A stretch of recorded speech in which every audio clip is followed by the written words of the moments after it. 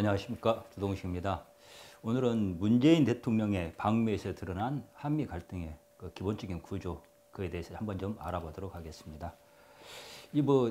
대통령께서 이제 1박 4일이니 뭐냐 하는 이야기도 나오고, 또 공항에서 영적 의전에 있어서 문제가 있었던 거 아니냐, 격이 안 맞는 거 아니냐, 부대접 받았다 하는 이야기도 나오고 있습니다만은, 사실 그런 문제가 그렇게 이번에 어떤 그 한미 문제 갈등이나 구조의 관계에 있어서 기본적인 본질은 아닌 것 같습니다. 중요한 건 이제 북핵 문제를 바라보는 한미 양국의 근본적인 입장의 차이, 이게 어떻게 좀 나오고 있느냐 하는 문제 같거든요. 이제 북핵 문제를 바라보는 한미 양국의 입장, 견해의 차이가 이제 점점 드러나고 있다고 보는데, 이건 견해의 차이라기보다는 사실 이제 좀 심하게 말해서 한미 양국이 분리되는, 진영이 갈라지는 현상으로 나타나고 있는 거 아닌가. 그래서 한반도 어떤 갈등 구조에 그런 구도의 변화가 일어나고 있는 거 아닌가 하는 생각을 좀 해보게 됩니다.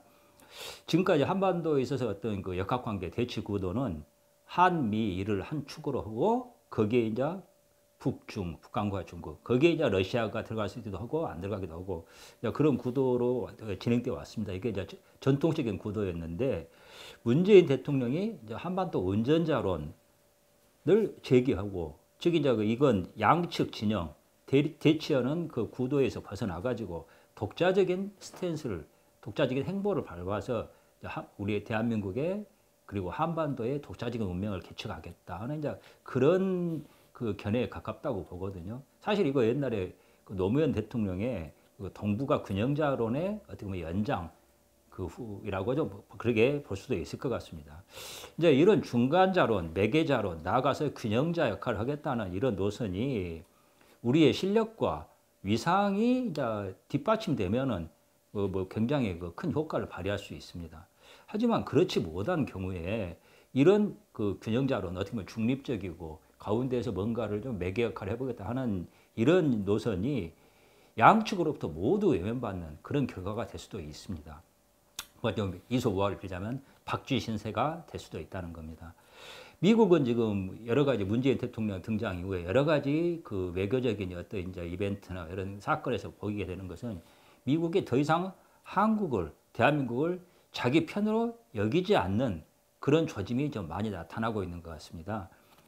지난 3월에 이제 정의용 우리 국가안보실장이 그 방미를 해가지고 이제 어떻게 보면은 그 북한 김정은의 의도를 좀 전달한 적이 있었어요. 그때 트럼프 대통령이 흔쾌하게 그래 그럼 만나겠다, 김정은을 만나겠다 오케이 해줘가지고 굉장히 외교적인 성과라고 이제 평가를 받고 그랬습니다만은, 여기서 사실은 그때 정의용 그 실장이 백악관에서 기자들 상대로 브리핑을 했어요. 그래서 김정은의 의사, 미국 정상회담을 하겠다, 한미 그리고 비핵화 의지를 드러내고 그 핵과 미사일 관련 더 이상 추가 실험을 하지 않겠다. 그리고 한국과 미국이 일상적으로 군사 훈련하는 거 양해하겠다. 이런 식의 이제 좀 어떻게 보면 김정은으로서는 유화적인 메시지, 그걸 전달했거든요.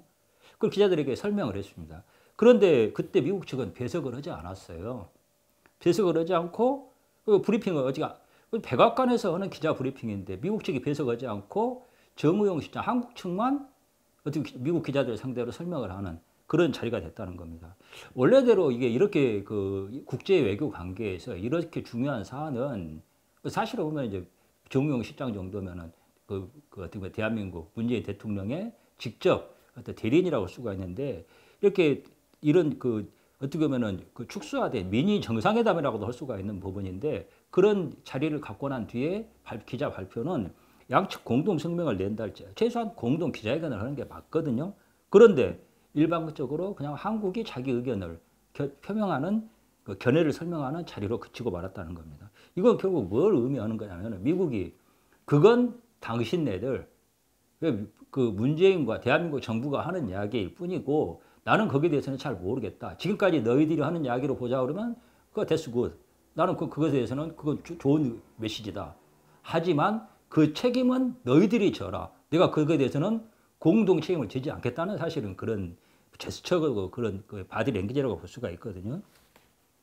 사실 좀 이런 그 하나의 사건에서도 보이고, 최근에 그 뒤에 지금 최근에는 이제 타결이 됐습니다만 한미 철강 협상 이건 뭐 그 정부 측 설명하고는 다르게 한국에 굉장히 불리하게 지금 진행된 그런 협상이라고 볼 수가 있거든요.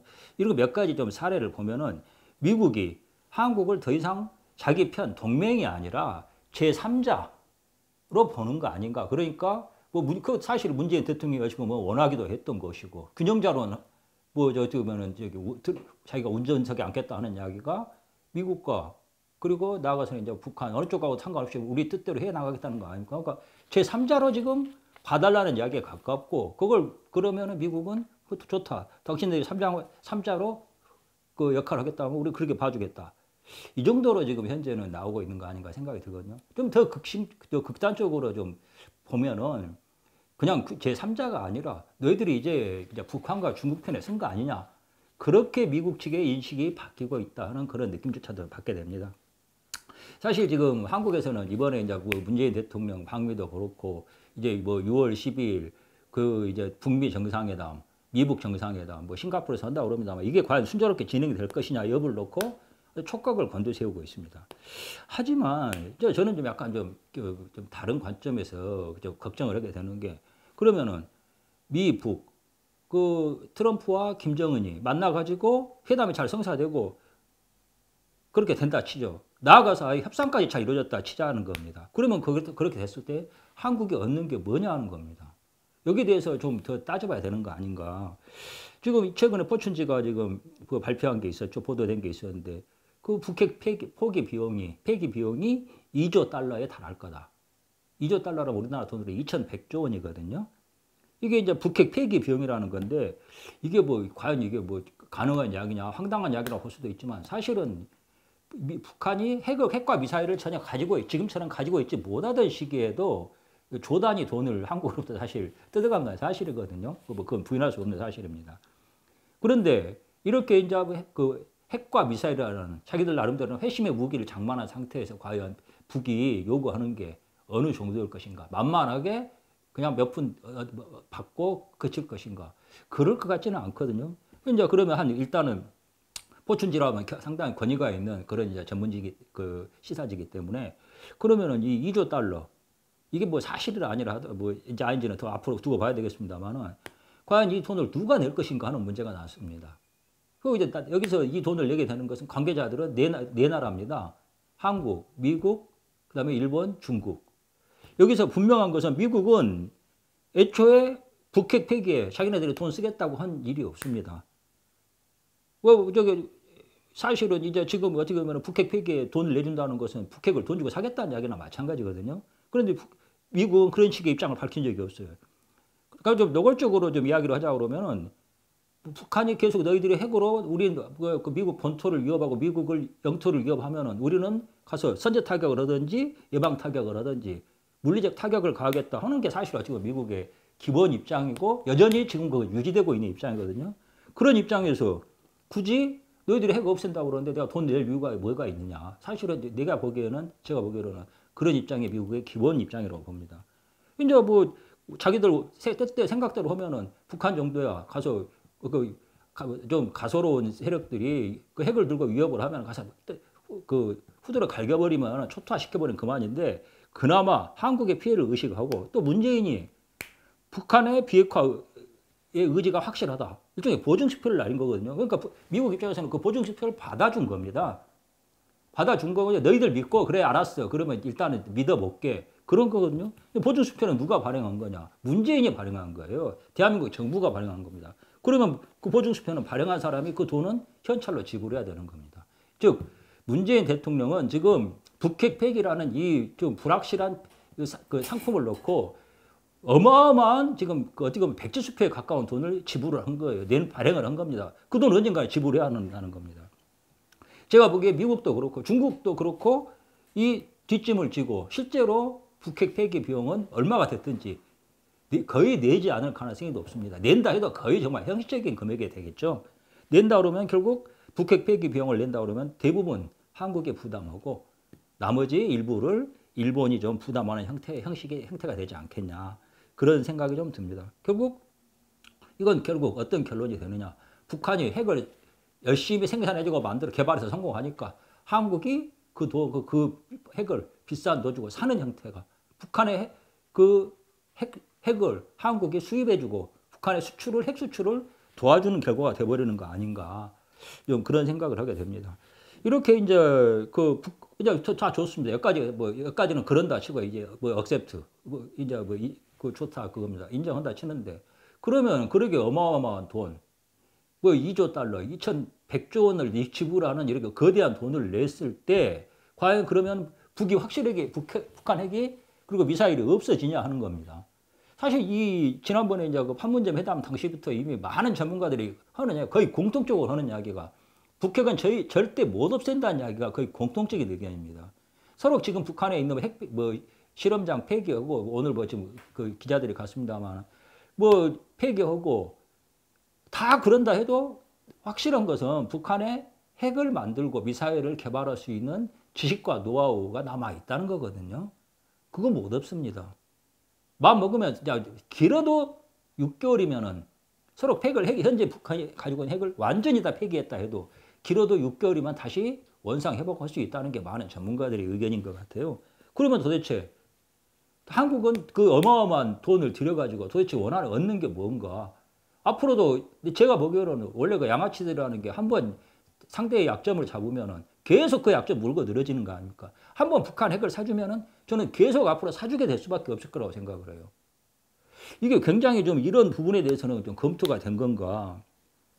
이거 뭐 사실 지금 햇볕 정책은 우리 보수 진영에서도 지금도 많이 비판을 하고 있습니다만 햇볕 정책의 당시에는 북한 핵이 없었고 그런데 이제 그 북한을 지원하는 비용도 그렇게 크지는 않았고 동시에 한국의 경제가 이렇게 나름대로 그때 활력이 남아있던 시기입니다. 근데 지금은 그때 당시보다 비교할 수도 없게 금액은 올라가고 북한에 지원해야 될 금액은 늘어났고 동시에 한국의 경제 상황은 좀 굉장히 어렵고 추락하는 지경입니다.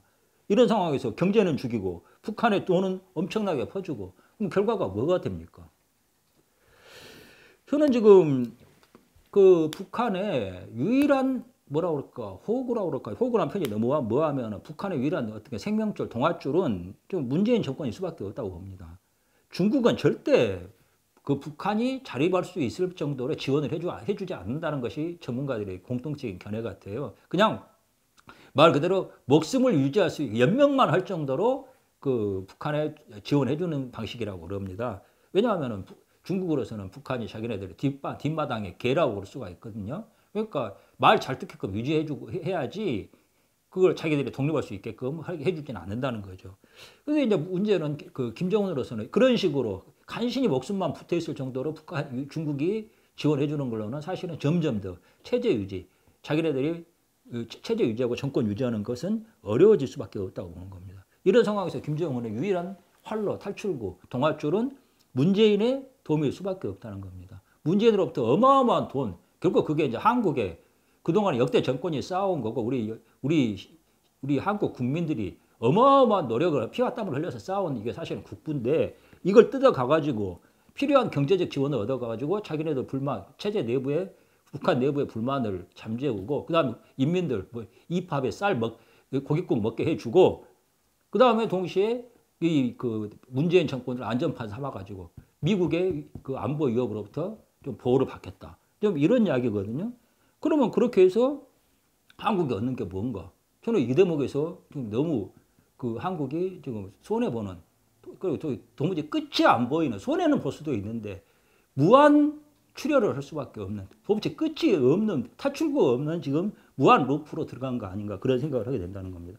제가 보기로는 이미 북한은 한국 그 문재인뿐만이 아니라 대한민국 정권 나아가서 대한민국 사회 전체를 길들이게 나섰다고 제가 봅니다. 지금 이번에 풍계리 핵시설 폐쇄한다고 그러는데 남측 취재 명단을 접수를 하지 않았거든요. 거부했습니다. 그러다가 문재인이 트럼프를 만나가지고 이런저런 이야기를 하고 북한의 입장을 충실하게 전달해 주니까 그때 가서 이제 받아들였어요. 그게 뭔 말이냐면은 우리 시키는 대로 하지 않으면 너희들은 안 된다 그런 이야기거든요. 너희들은 이제 우리 선악에 들어왔다. 우리 시키는 대로 너희들 심하게 말하면은 이제 마리오네트가 됐다는 이야기가 아닌가. 지금 지난번에 그 북한이 원래 예정했던 그 고위급 회담 중단시키면서 했던 이야기가 있었죠. 미국과 남조선 당국의 차후 태도를 예리하게 지켜보겠다. 그렇게 이야기를 했어요. 뭔 말이냐.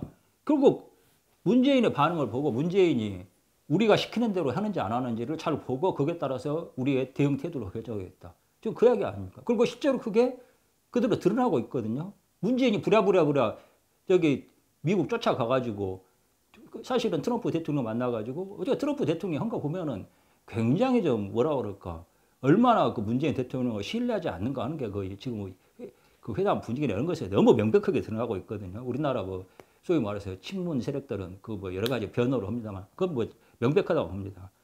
이렇게까지 하면서 북한의 입장을 대변해 줘야지 북한이 좀 조금씩 내주는 형태가 되는 거 아닌가. 제가 보기에는 한국은 이미 북한의 위협에 무릎을 꿇고 북한이 흔히 코를 꿰가지고 끌고 다니는 그런 상태에 가는 초입 단계 이런 게 아닌가. 정말 이렇게 하면 나라가 어떻게 될 것인가. 정말 우려가 커지는 상황 아닌가. 그런 생각을 하고 있습니다. 들어주셔서 감사합니다.